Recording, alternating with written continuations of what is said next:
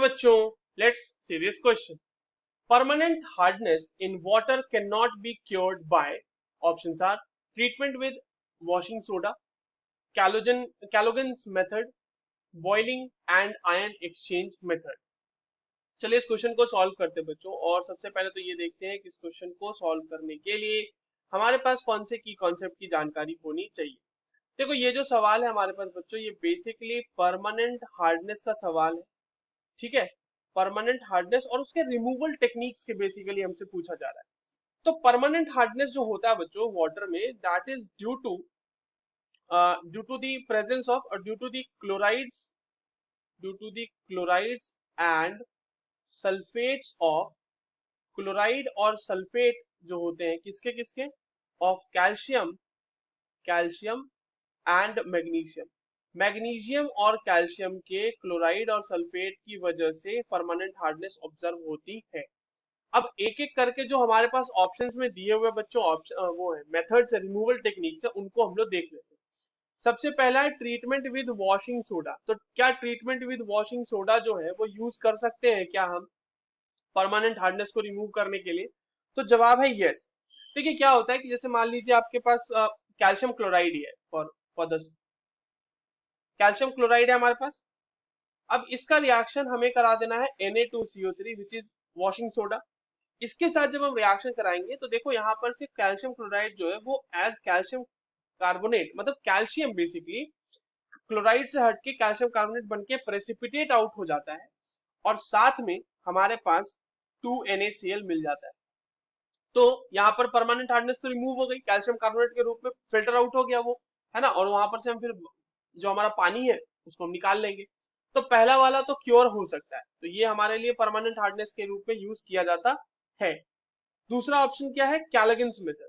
देखिए कैलोगन मेथड में क्या होता है, ये थोड़ा सा कैलोगन्स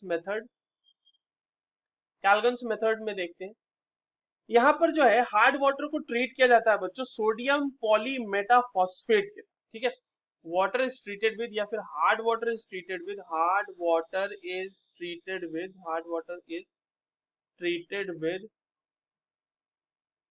विद सोडियम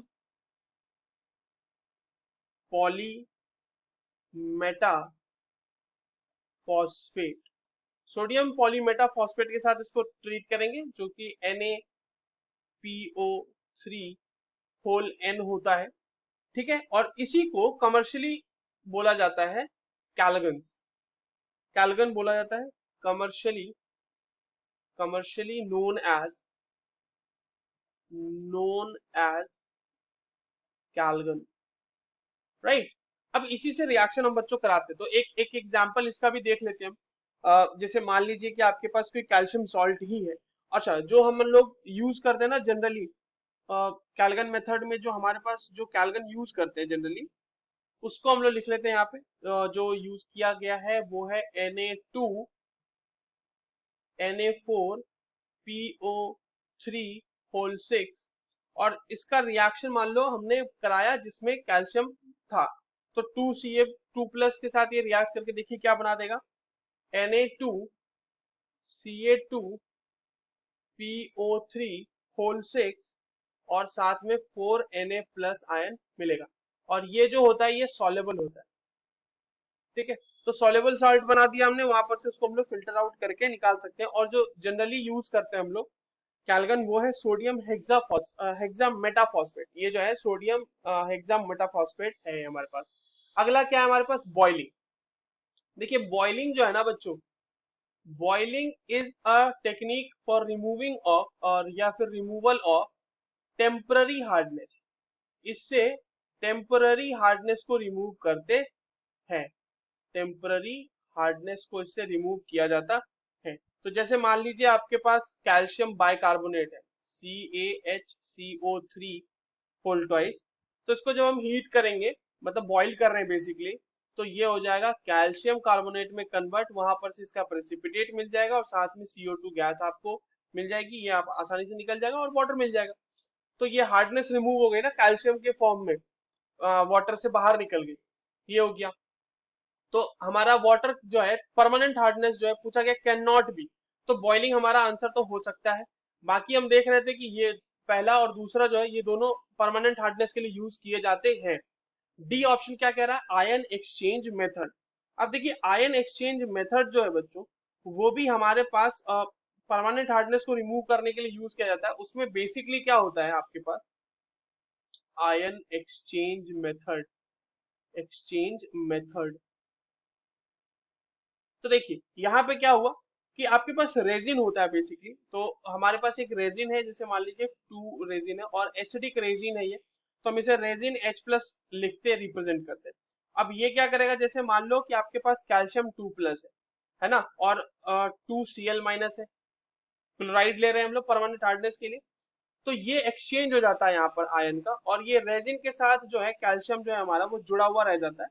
हमारे पास इस तरह से मिल जाएगा Ca कैल्शियम, और रेजिन 2 कैल्शियम रेजिन के साथ मिल गया, और हमें H2H plus plus 2Cl minus मिल गया।